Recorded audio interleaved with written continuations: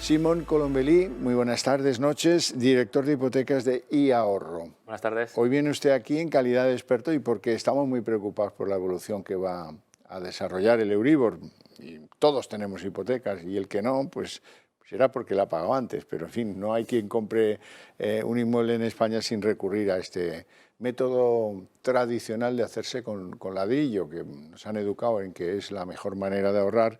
Y eso no sé si va a ser así en el futuro, pero lo que sí tengo claro es que a final de este año habrá mucha gente en nuestro país que con mucha dificultad podrá mantener sus hipotecas y algunos no podrán hacerlo.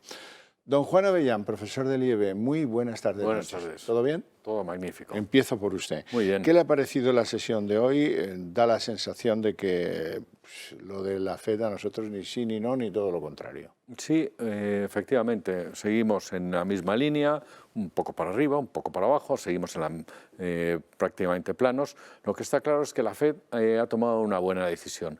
Había muchos rumores, había mucho run-run, sobre todo en Estados Unidos, respecto a lo que iba a hacer la FED. Esta subida de 50 puntos es una medida, digamos, conservadora. Parece que la FED va a ir más a reducir el saldo que tiene en el volumen, su endeudamiento, va a tirar más por ahí, con lo cual tenemos una FED que está tomando los pasos que se esperaban que dieran y no se ha salido de ahí. Es decir, igual pues que el Banco Central de Inglaterra, pues también el Banco Central de Inglaterra pues ha hecho precisamente lo que se esperaba que hiciera, con lo cual está el tema tranquilo y eso es lo que hace que sigamos en una línea pues bastante plana.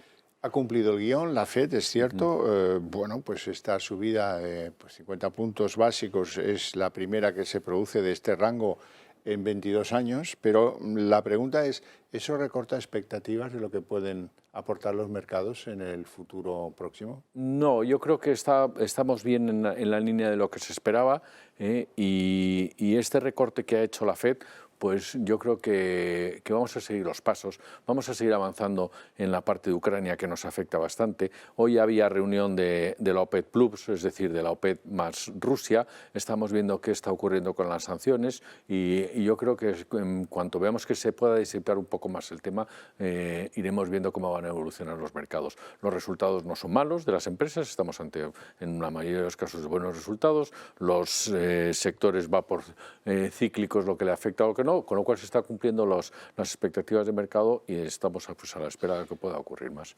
Pero hay sectores donde ya pues, las alarmas están empezando a sonar. En mayo el Euribor está pues, a unos niveles desconocidos, 0,22%. Colombelí, ¿cómo lo ves? Cuéntanos. Bueno, la verdad que estamos viendo una subida importante en los últimos meses. El Euribor antes del comienzo de la invasión y de la guerra en Ucrania ya iba remontando, sí, pero poco a poco, no mucho. Seguíamos en terreno muy negativo, un menos 0,4%, y desde prácticamente la invasión no ha parado de crecer.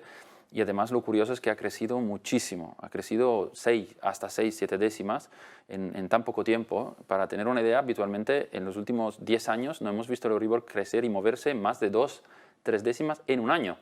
Y en 2 meses prácticamente hemos visto ya 3 veces, triplicado ese valor, ¿no? Entonces, un crecimiento importante. Hemos calculado que el coste también para una familia que tuviera una hipoteca tipo variable, que se vería afectada en este caso, pues sería importante. Podríamos hablar de hasta, dependiendo del tamaño de la hipoteca, de una hipoteca, por ejemplo, de 300.000 euros, podríamos hablar de hasta 800 euros anuales.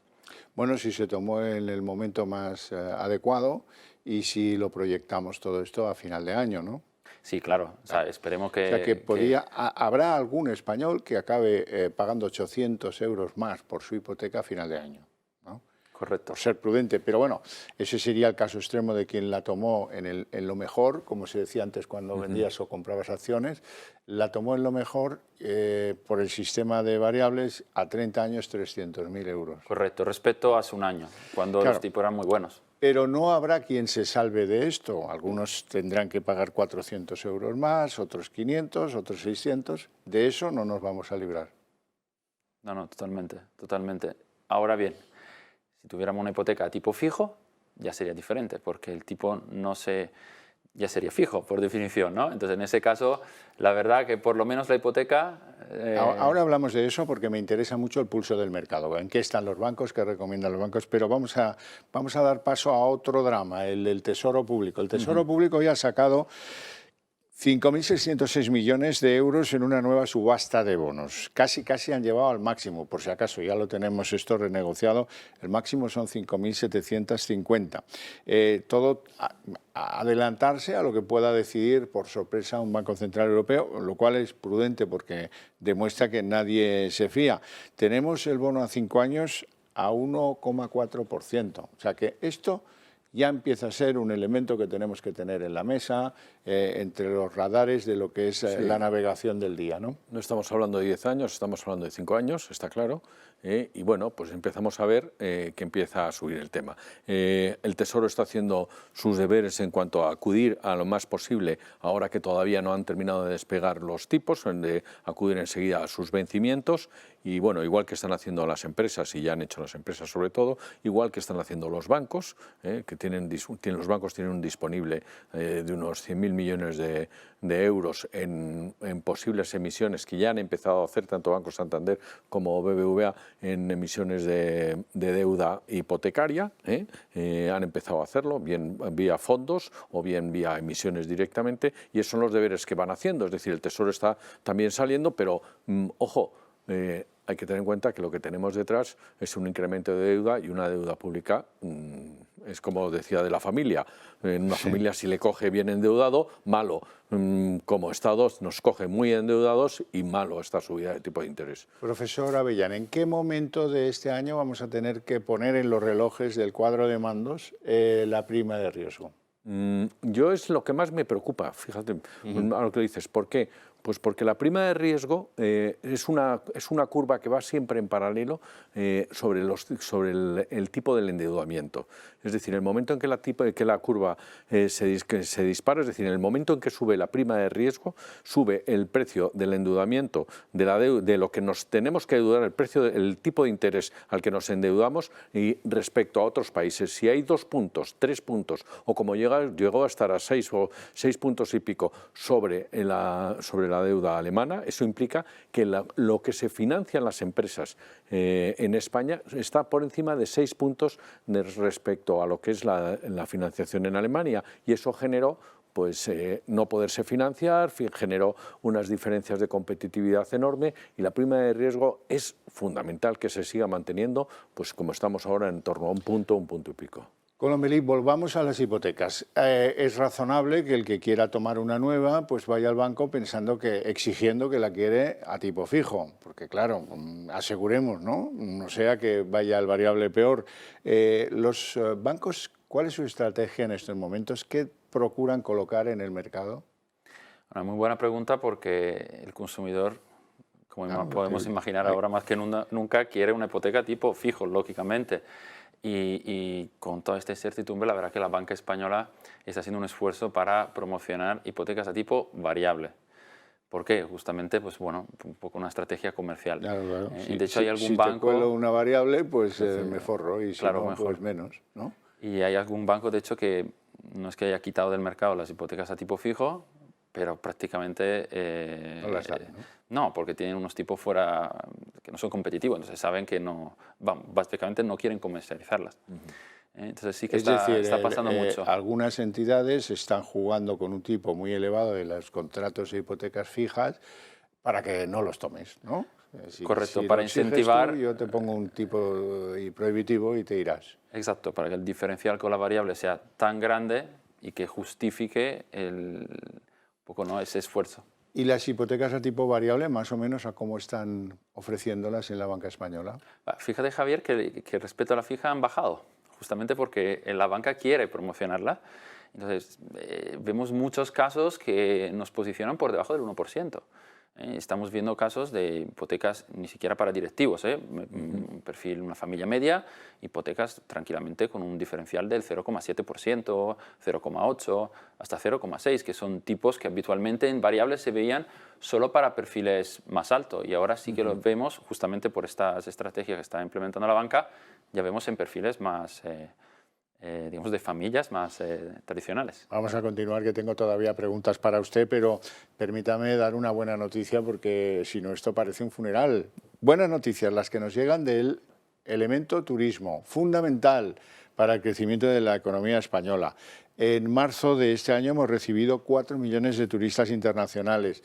El porcentaje es un poco ridículo. Si yo les digo que son un 720% más, alguien que entienda del asunto me dirá, pero este tonto ¿con qué compara? ¿Con los turistas recibidos en marzo del 21? Bueno, claro, no había.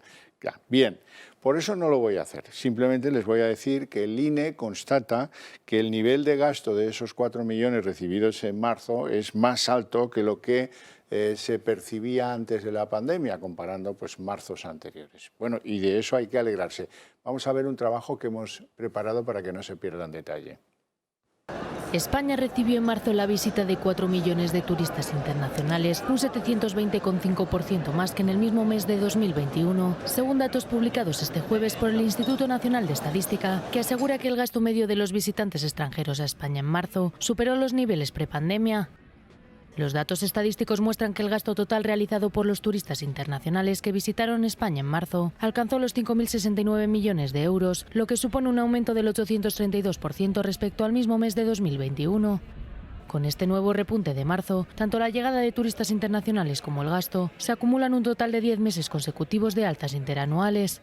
Reino Unido fue el principal país emisor, con 826.399 turistas y un aumento del 4.084,7% respecto a marzo de 2021, seguido de Alemania y Francia. Canarias fue el destino principal para los turistas que llegaron a España en marzo, recibiendo el 27,9% del total, seguido de Cataluña y Andalucía. Todo bastante lógico, pero hay que ver cómo necesitábamos de esta cita. Todavía nos queda recorrido. Estamos en nivel de llegada en torno al 70%, 70-80%, o sea, nos queda todavía un poco más de recorrido. Es lógico, no íbamos a empezar directamente en máximos, pero desde luego las cifras... En marzo. Y las cifras son buenas, pero todavía tiene más recorrido de gasto y tiene más recorrido de turistas, de número de turistas, con lo cual, pero vamos, estar en estas cifras parece bastante bueno, entre otras cosas porque tenemos que recuperar mercados que se nos fueron a Grecia. Recordemos que cuando nosotros estábamos totalmente cerrados, Grecia abría antes y había otros mercados que abrieron más que nosotros, y eso hay que recuperarlo. En este sentido, que los británicos sean el pasaporte más visto en España, es bueno. Parece que presagia que vuelven. Es muy bueno, porque además el británico es un turismo que gasta, es un turismo bueno, es un turismo que repite y realmente pues es uno de los motores el motor más importante de los que tenemos. Gasta mucho más el ruso, que no le vamos a ver el pelo por aquí, no, pero es pequeño. Ya no es competitivo. Pero es pequeño. Hombre, digamos que la guerra de Ucrania también descarta algunos destinos, algunos destinos no muy populares, pero sí, por ejemplo, Croacia pues va a tener más problemas que España, eso es evidente. Y bueno, pues esperemos todos que se abra la espita y que el dinero del turismo nos ayude a superar dificultades. Aunque quieran tomar hipotecas, que algunos también lo hacen.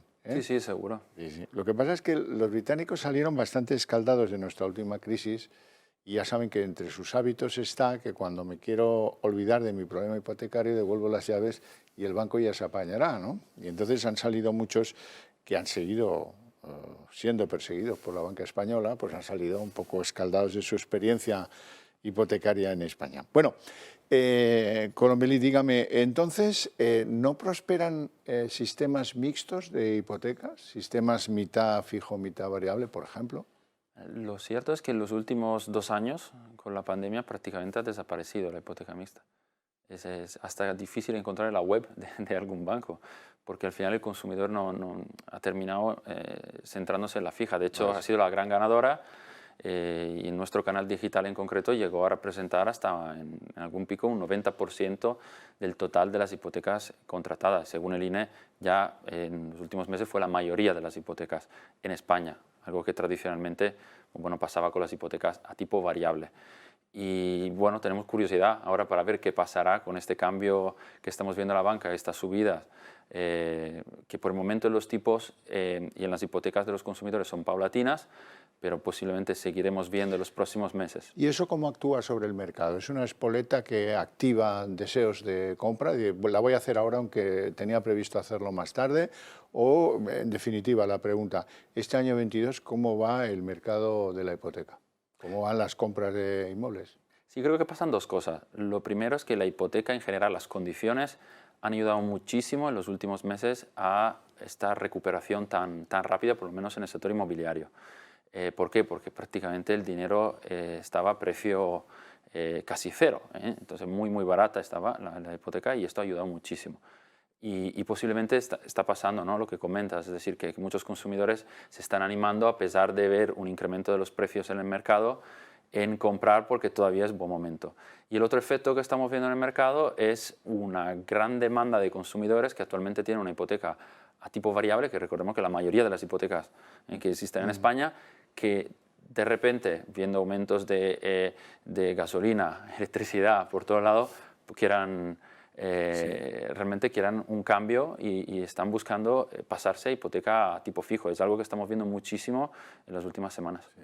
Profesor, sí, las cifras son así, es decir, el 80% del parque de hipotecas que tenemos en España está a tipo variable y, sin embargo, el último mes, el 75% por 70% se hicieron a tipo fijo. Sí, van a tipo fijo. Con eso dice todo lo que está ocurriendo en el mercado. O sea, que la cultura financiera no está tan abajo como muchos creen, ¿eh?